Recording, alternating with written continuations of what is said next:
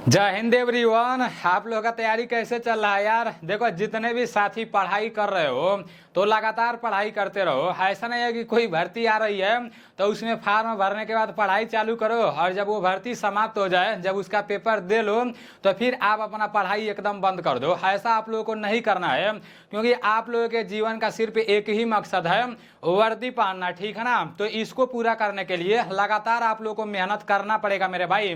देखो, आज से आप लोगों का इंडियन नेवी का क्लास चालू होने जा रहा है।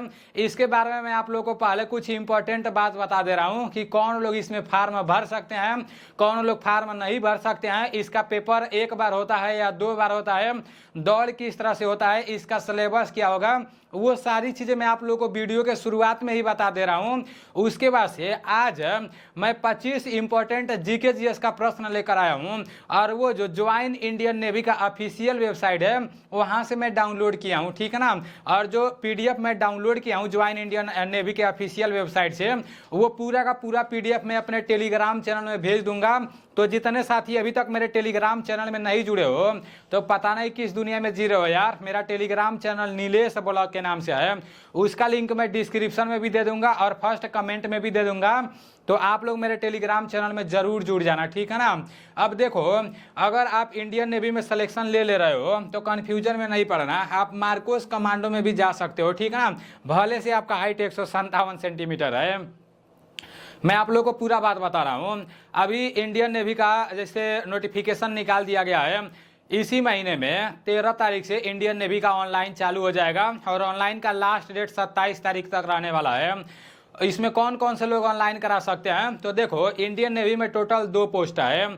एक का नाम है इंडियन नेवी एसएसआर और दूसरा है इंडियन नेवी एमआर, ठीक है ना।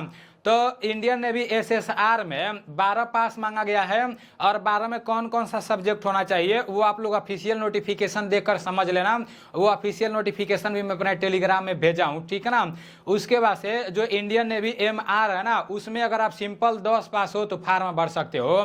तो मैं आप लोगों को ज्यादा करके जो 10 पास वाला है इंडियन नेवी एमआर है उसी का क्लास कराऊंगा, ठीक है ना। क्योंकि अभी आप लोग हाल ही में इंडियन आर्मी का तैयारी कर रहे थे, उसका पेपर देकर आए हो, तो अभी आप लोग का जीके जीएस बहुत अच्छा होगा और उसी का लेवल का इंडियन नेवी में भी प्रश्न पूछा जाएगा, ठीक है ना। अभी मैं आप लोग को सिलेबस दिखा दे रहा हूँ। उसके बाद से कुछ ऐसा बात है, कुछ लोग बोल रहे हैं कि इसमें एक पेपर होता है कि 2 पेपर होता है इंडियन नेवी में। तो देखो, आपका जो इंडियन नेवी है ना, आपका 2 पेपर होगा। एक तो आपका कंप्यूटर बेस्ड होगा, ठीक है ना। जो ऑनलाइन पेपर होता है वो आपका पेपर होगा।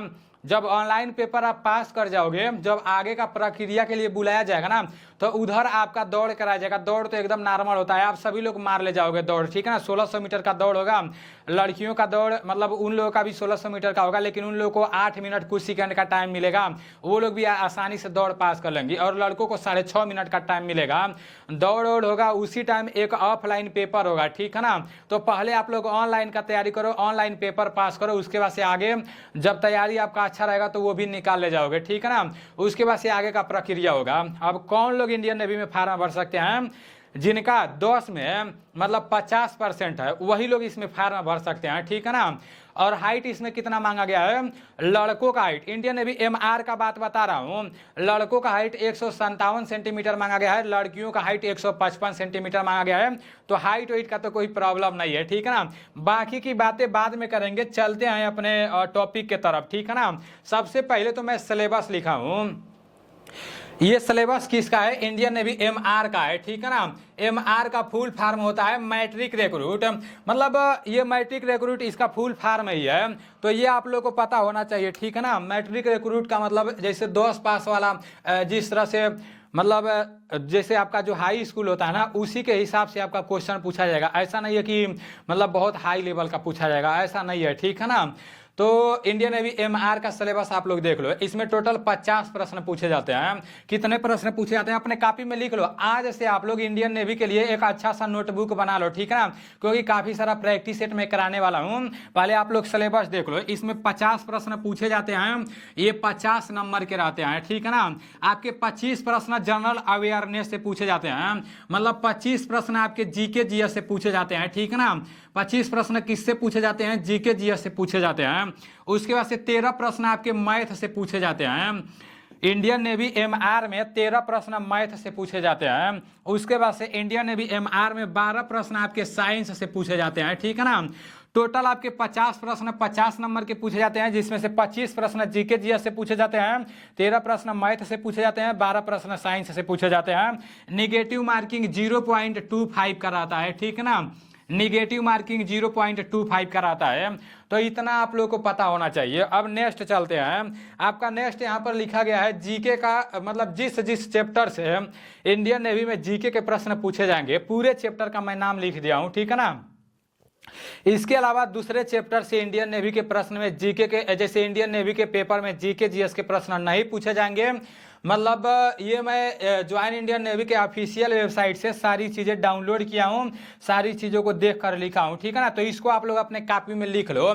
इसके अलावा आप लोग को दूसरा कुछ पढ़ने का जरूरत भी नहीं है अगर इंडियन नेवी का पेपर पास करना है। तो यहाँ पर लिखा गया है current affairs both national and international, मतलब राष्ट्रीय और अंतर्राष्ट्रीय, जो भी राष्ट्रीय और अंतर्राष्ट्रीय घटना घटेगा उसका जो भी करंट अफेयर्स का प्रश्न बनेगा वो आप लोग को पढ़ते रहना है। दूसरा नंबर पर दिया है books and author award and honours. तो ऐसे करके जो भी लिखा गया है ना, यहाँ बैंकिंग न्यूज लिखा गया है, इंपॉर्टेंट डेज, मतलब वही जो दिवस होता है ना, दिवस वही लिखा गया है। तो वो सारी चीजें आप लोग देख लो। देखो इंडियन नेवी में भी इंडियन स्टेट, मतलब भारत में जितने भी राज्य हैं, राज्यों के बारे में पढ़ना है, और कैपिटल मतलब जो राजधानियां है उसके बारे में पढ़ना है, वहां से भी प्रश्न बनते हैं। अभी आज का प्रश्न आप लोग देख लेना, ठीक है ना, ओरिजिनल प्रश्न देख लेना, आप लोग को एक अंदाजा लग जाएगा। और इसी के हिसाब से मैं आप लोग को यहाँ पर क्लास कराऊंगा। एक बात और मैं बता दे रहा हूँ, जितना भी चैप्टर का नाम जीके में दिया है ना, ये तो मैं अपने पास से बताया नहीं हूँ, ये तो सब ऑफिशियल वेबसाइट पर है। मतलब नेवी वाले खुद बताया कि हाँ यहाँ से प्रश्न बनेगा। तो मतलब एक टॉपिक से जितना भी इंपॉर्टेंट प्रश्न बनेगा एमआर के लिए, मैट्रिक लेवल के लिए, ठीक है ना, तो फिर आप लोगों को क्या करना है कि टॉपिक है, प्रत्येक टॉपिक से जितने भी प्रश्न बनेंगे वो पूरा प्रश्न मेरे एप्लीकेशन में देखने को मिल जाएगा, ठीक है ना।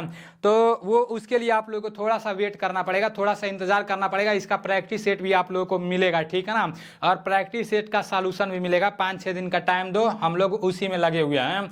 यहाँ पर आपका स्पोर्ट्स दिया है, फिर current affairs, current and religion दिया है। तो ये पूरा आप लोग को जीके में पढ़ना है। फिर मैथ का ये सिलेबस है, मैथ का सिलेबस आप लोग अपने कॉपी में लिख लो, ठीक है ना। Profit and loss, partnership, number system, तो ऐसे करके मैथ का यहीं से प्रश्न बनेगा, इसके अलावा दूसरा कोई प्रश्न नहीं बनेगा, ठीक है ना। उसके बाद से मैथ का यहाँ पर दिया है, तो इसको भी आप लोग देख लो। उसके बाद से आप लोग का साइंस में केमिस्ट्री से, बायोलॉजी से और एंड फिजिक्स से 12 प्रश्न पूछे जाएंगे। नॉर्मल बेसिक रहेंगे, ठीक है ना, ज़्यादा अंदर से नहीं रहेंगे, बेसिक ही रहेंगे। तो बेसिक ही मैं आप लोगों को बताऊंगा।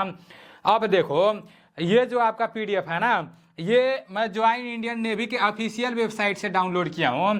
जैसे पहला प्रश्न दिया है, ये अगले बार पूछा गया था कि सबसे बड़ा ग्रह कौन सा है। अब देखो सबसे बड़ा ग्रह बृहस्पति है, आप सभी लोगों को पता होगा, ठीक है ना। तो इसी टाइप के प्रश्न देखने को मिलेंगे। इस तरह से मैं आप लोग को अच्छे से नहीं बता पाऊंगा, इसलिए जो भी मैं ज्वाइन इंडियन नेवी के ऑफिशियल वेबसाइट से पीडीएफ डाउनलोड किया हूँ, वो पीडीएफ मैं अपने टेलीग्राम चैनल में तो भेजूंगा ही भेजूंगा। उसका पूरा का पूरा मैं इधर आप लोग देख सकते हो, पूरा मैं टाइपिंग करवा दिया हूँ, ठीक है ना। 25 प्रश्न रहने वाले हैं जीके जीएस से। तो आप लोगों को पूरा प्रश्न देखना है, समझना है कि हाँ किस टाइप के प्रश्न अगले बार पूछे गए थे, ठीक है ना। आपका यहाँ पर सबसे पहला प्रश्न दिया है, कुछ लोग बोल रहे हैं कि आरपीएफ का भी क्लास चलाने के लिए, तो उसका मैं प्रीवियस ईयर का प्रश्न इकट्ठा कर रहा हूं। जब पूरा इकट्ठा हो जाएगा, थोड़ा हाई लेवल का है, लेकिन जब इकट्ठा हो जाएगा तो देखेंगे, टाइम मिलेगा तो कराएंगे, ठीक है ना। शतरंज में प्रथम भारतीय कौन है जिन्होंने अंतर्राष्ट्रीय ग्रैंड मास्टर उपाधि हासिल किया? विश्वनाथ आनंद, डीवी प्रसाद, अनुपमा अभयंकर और भाग्यश्री त्रिपाठी। तो इसका राइट आंसर क्या हो जाएगा? इसका राइट आंसर क्या हो जाएगा? शतरंज में प्रथम भारतीय कौन है जिन्होंने अंतर्राष्ट्रीय ग्रैंड मास्टर उपाधि हासिल किया? तो विश्वनाथ आनंद इसका राइट आंसर हो जाएगा, ठीक है ना।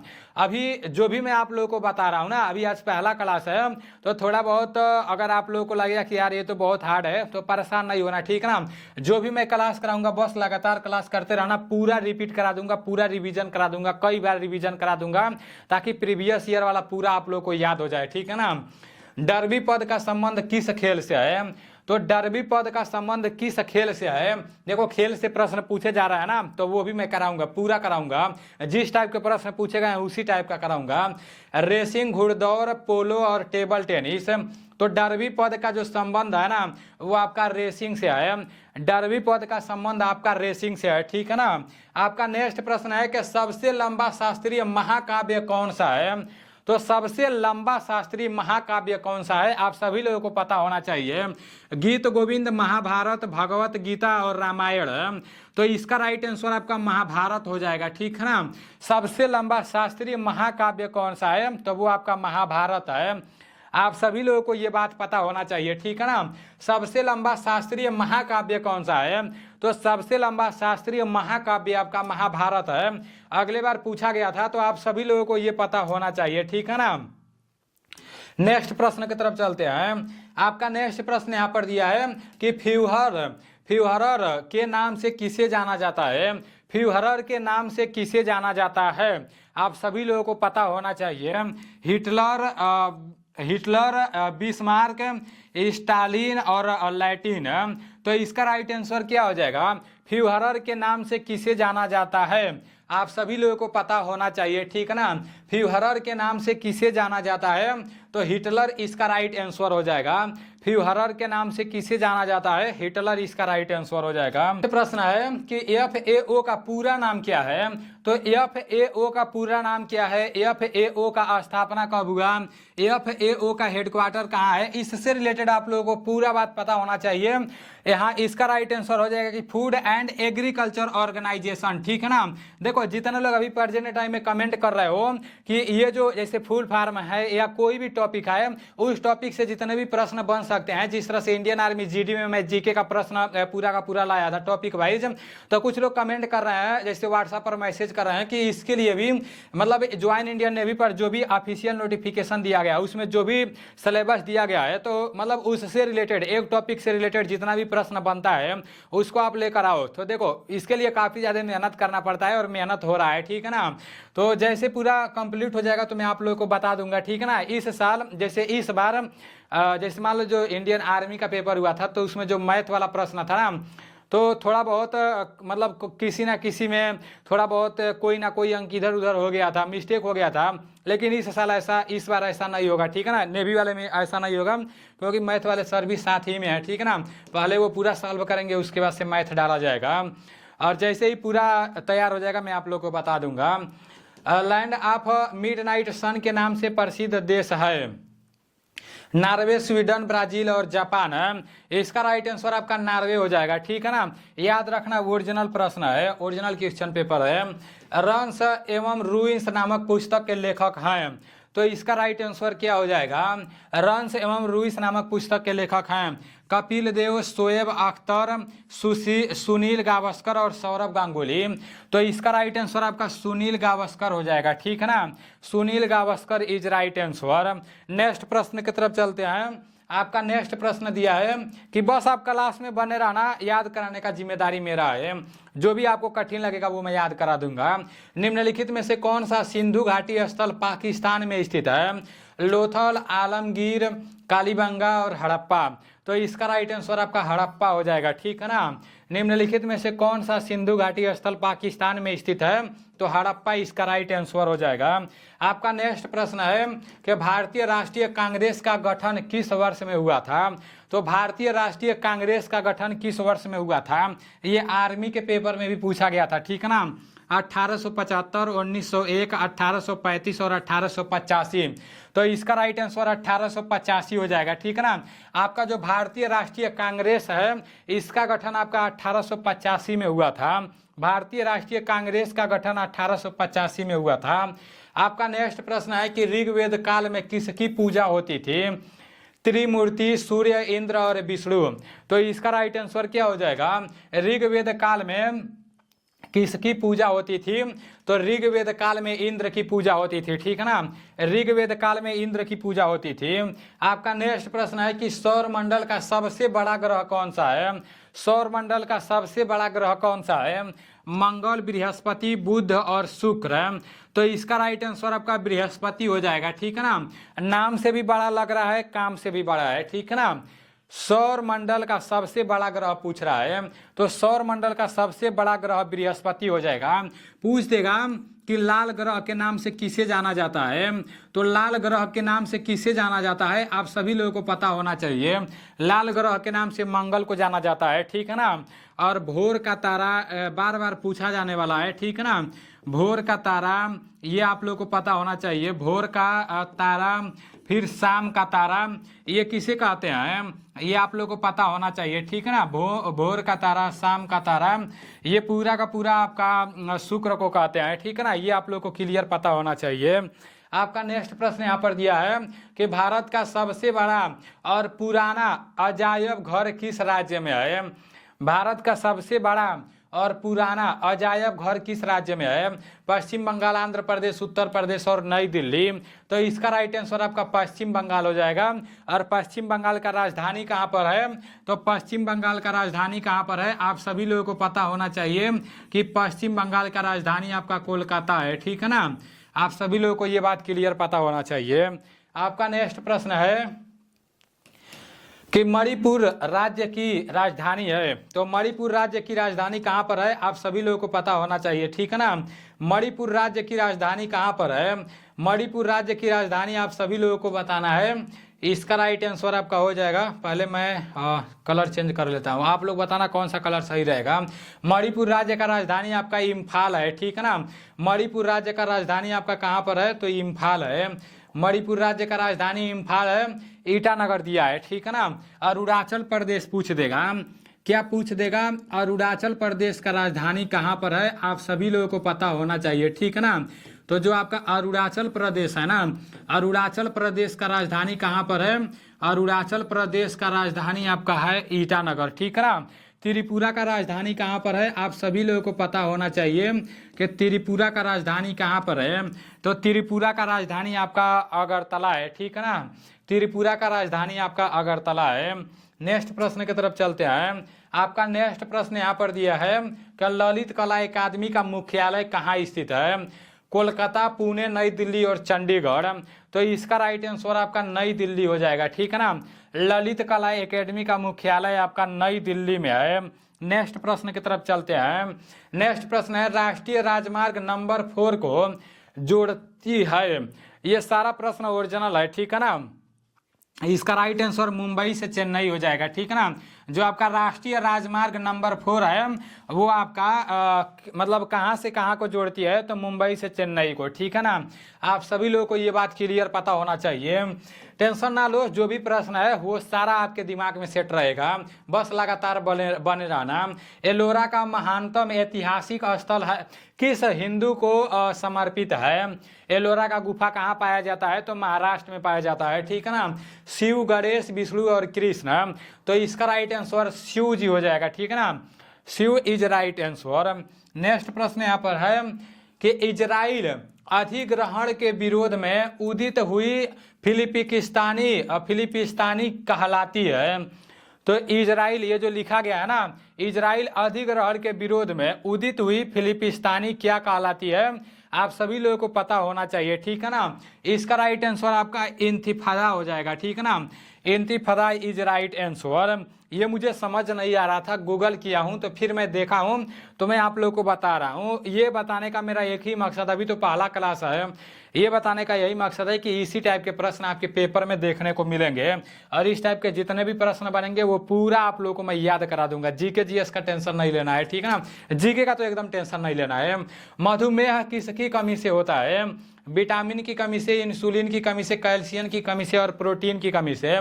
तो आपका जो मधुमेह है ना, ये इंसुलिन की कमी से होता है। मधुमेह आपका इंसुलिन की कमी से होता है। आपका नेक्स्ट प्रश्न है अक्रिय गैस की खोज किसने की थी। तो जो अक्रिय गैस है ना, उसका खोज किसने किया था, ये मैं आप लोगों के ऊपर छोड़ रहा हूँ। ये आप लोगों का HW है, ठीक है ना, होमवर्क है। ये आप लोगों को बताना है कि अक्रिय गैस का खोज किसने किया था। आपका नेक्स्ट प्रश्न यहाँ पर है कि एक विद्युत इस्त्री प्रेस में गर्म करने वाला तत्व किसका बना होता है। नाइक्रोम का, टंगस्टन का, दोनों का और इनमें से कोई नहीं। तो इसका राइट आंसर टंगस्टन हो जाएगा, ठीक है ना। एक विद्युत इस्त्री प्रेस में गर्म करने वाला तत्व किसका बना होता है, तो वो जैसे जो प्रेस होता है, आप लोग देखे होंगे प्रेस को लाइट में लगाते हैं तो वो पूरा प्रेस गर्म हो जाता है, उसके वजह से हम लोग आराम से एकदम पूरा कपड़ा वपड़ा प्रेस कर लेते हैं। तो वो जो गर्म करने वाला जो अंदर लगा होता है ना, वो किसका बना होता है? तो वो टंगस्टन का बना होता है, ठीक है ना। ये आप लोग को पता होना चाहिए। आपका नेक्स्ट है कि भारत की प्रथम महिला कांग्रेस अध्यक्ष कौन थी? तो भारत की प्रथम महिला कांग्रेस अध्यक्ष कौन थी? भारत की प्रथम महिला कांग्रेस अध्यक्ष कौन थी? एनी बेसेंट इसका राइट आंसर हो जाएगा, ठीक है ना। एनी बेसेंट इसका राइट आंसर हो जाएगा। नेक्स्ट प्रश्न की तरफ चलते हैं। आपका नेक्स्ट है कि माउंट एवरेस्ट पर दो बार चढ़ने वाली प्रथम महिला कौन थी? तो माउंट एवरेस्ट पर 2 बार चढ़ने वाली प्रथम महिला कौन थी? मैं देख रहा हूँ माउंट एवरेस्ट से रिलेटेड बहुत प्रश्न देखने को मिला है। तो माउंट एवरेस्ट का ऊंचाई कितना है? माउंट एवरेस्ट कहाँ पर पड़ता है? माउंट एवरेस्ट पर प्रथम महिला कौन चढ़ी थी? माउंट एवरेस्ट पर प्रथम पुरुष कौन चढ़ा था? ये सारी चीज़ें आप लोगों को मिल जाएगा, थोड़ा सा वेट करो। उसके लिए तो बहुत ज़्यादा मेहनत किया जा रहा है, 5-6 लोग मिलकर मेहनत कर रहे हैं, ठीक है ना। बस थोड़ा सा वेट करो।